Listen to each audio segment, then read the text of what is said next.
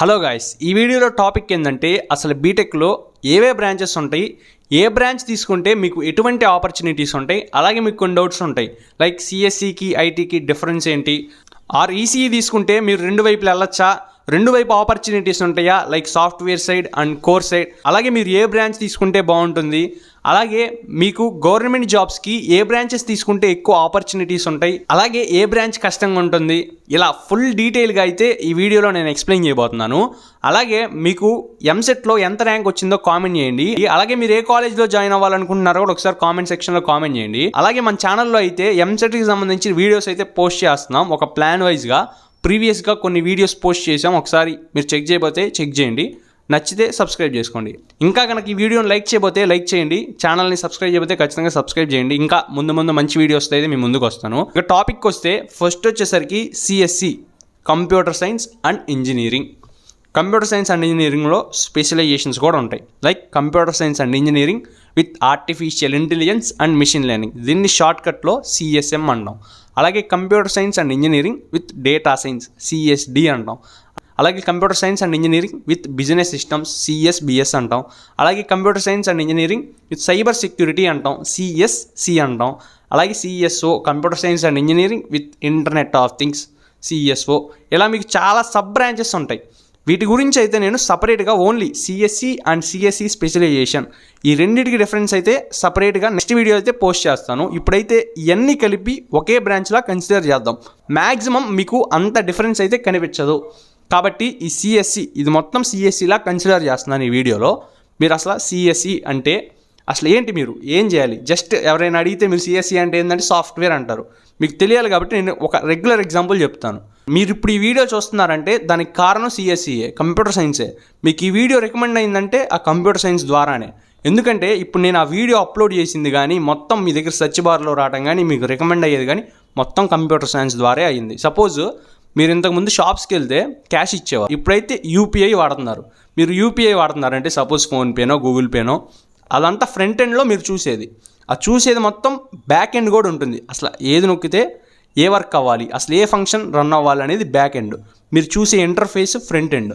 మీరు సపోజ్ ఏదైనా account create చేస్తున్నారు లైక్ ఫేస్బుక్ కానీ ఇన్స్టా కానీ ఆర్ యూపీఐ సంబంధించిన అకౌంట్ కానీ క్రియేట్ చేస్తే మీరు క్రియేట్ చేసిన ఇన్ఫర్మేషన్ మీ డేటా మొత్తం డేటాబేస్లో సేవ్ అవుతుంది. ఆ సేవ్ అవడం వల్ల మీరు నెక్స్ట్ టైం లాగిన్ చేయడానికి ఆ ఇన్ఫర్మేషన్ మీ డేటాబేస్లో ఉన్న ఇన్ఫర్మేషను మీరు ఇచ్చిన ఇన్ఫర్మేషన్ మ్యాచ్ అయ్యి మీకు నెక్స్ట్ టైం లాగిన్ అవుతుంది.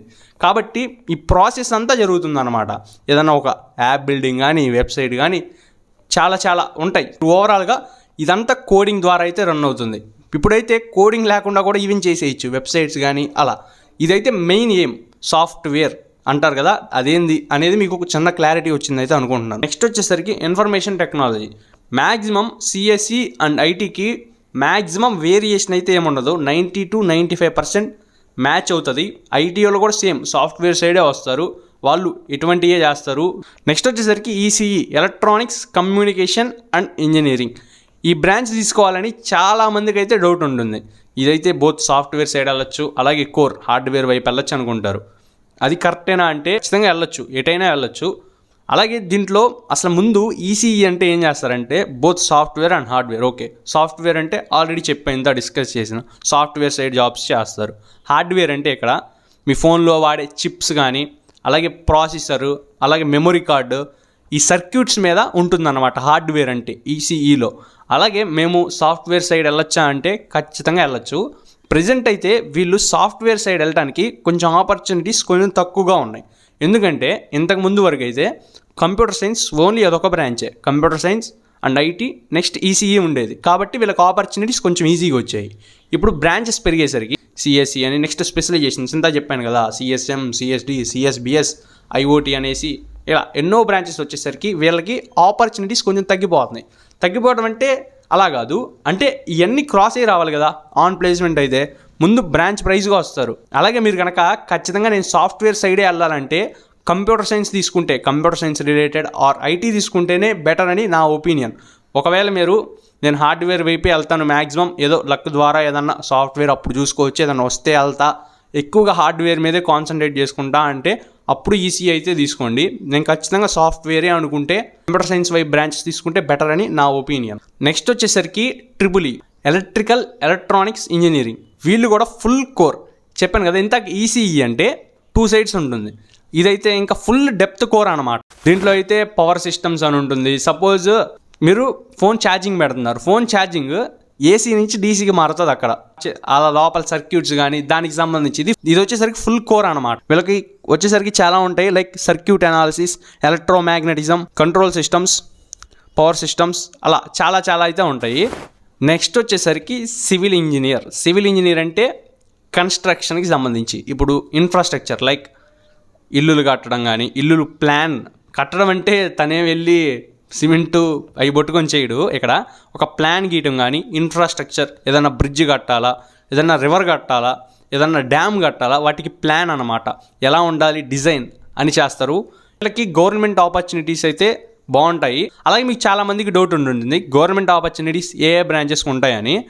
ఈసీఈ దగ్గర నుంచి like ECE, triple E, mechanical, civil, వీళ్ళకైతే ఎక్కువగా గవర్నమెంట్ ఆపర్చునిటీస్ అయితే ఉంటాయి, గవర్నమెంట్కి సంబంధించినవి. నెక్స్ట్ వచ్చేసరికి మెకానికల్ ఇంజనీర్. సపోజ్ మీరు ఇప్పుడు కార్ డ్రైవ్ చేసేటప్పుడు జస్ట్ కీ తిప్పితే స్టార్ట్ అవుతుంది. అలాగే మీరు ఒక గేర్ నుంచి ఒక గేర్కి, ఇప్పుడు కార్ మూవ్ అయ్యేటప్పుడు గేర్స్ చేంజ్ చేస్తుంటారుగా, అది ఇవన్నీ మెకానికల్ మెషిన్స్ మీద వర్క్ చేస్తుంటారు వీళ్ళు. మీకు ఒక క్లారిటీ వచ్చింది అనుకుంటున్నాను మెకానికల్ మీద. నెక్స్ట్ వచ్చేసరికి కెమికల్ ఇంజనీరింగ్. కెమికల్ ఇంజనీరింగ్ వీళ్ళు మెయిన్ ఏం చేస్తారంటే, వీళ్ళైతే ఒక రా మెటీరియల్ నుంచి ఒక యూస్ఫుల్ మెటీరియల్ని అయితే తయారు చేస్తారు. లైక్ ఇప్పుడు మీరు డైలీ వాడుతున్న సోప్స్ కానీ, షాంపూస్ కానీ డైరెక్ట్గా అయితే ప్రొడ్యూస్ అవ్వదు, దానికి కొన్ని కెమికల్స్ యాడ్ చేసి కొన్ని చేస్తే కానీ అది రాదు కదా. వాటికి సంబంధించి ఎంత క్వాలిటీ యాడ్ చేయాలి అనేది వాళ్ళు చూస్తారనమాట. అంటే హెయిర్ ఫాల్ అవ్వకుండా ఉండాలి కదా, ఎలా పడితే అలా యాడ్ చేస్తే ఏదైనా క్వాలిటీ ఎక్కువైతే హెయిర్ ఫాల్ అవడం కానీ, స్కిన్ అయితే స్కిన్ డ్యామేజ్ అవ్వడం కానీ అలా జరుగుతుంది కదా. వాటికి సంబంధించి మీకైతే దీని గురించి ఒక క్లారిటీ వచ్చింది అనుకుంటున్నాను. మీకు ఇంకేమైనా డౌట్స్ ఉంటే కామెంట్ సెక్షన్లో కామెంట్ చేయండి. అలాగే ఇంకా రీసెర్చ్ చేయండి, అసలు ఇంకా డెప్త్గా. నేనైతే జస్ట్ మీకు అసలు ఏంటి అనేది బ్రీఫ్గా అయితే చెప్పాను.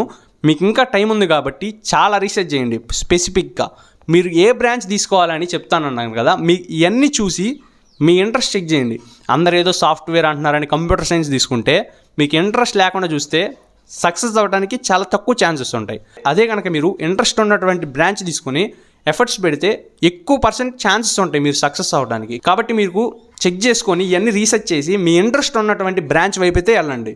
ఈ వీడియో అయితే మీకు హెల్ప్ఫుల్ అయింది అనుకుంటున్నాను. మీరు కనుక ఇంకా ఈ వీడియోని లైక్ చేయకపోతే లైక్ చేయండి. లైక్ చేయడం వల్ల మీలాంటి వాళ్ళకి, ఈ వీడియో అవసరమైన వాళ్ళకి ఖచ్చితంగా వీడియో అయితే రీచ్ అవుతుంది. అలాగే మా కంటెంట్ కనుక మీకు వర్త్ అనిపిస్తే ఖచ్చితంగా మన ఛానల్ని సబ్స్క్రైబ్ చేయండి. That's it guys.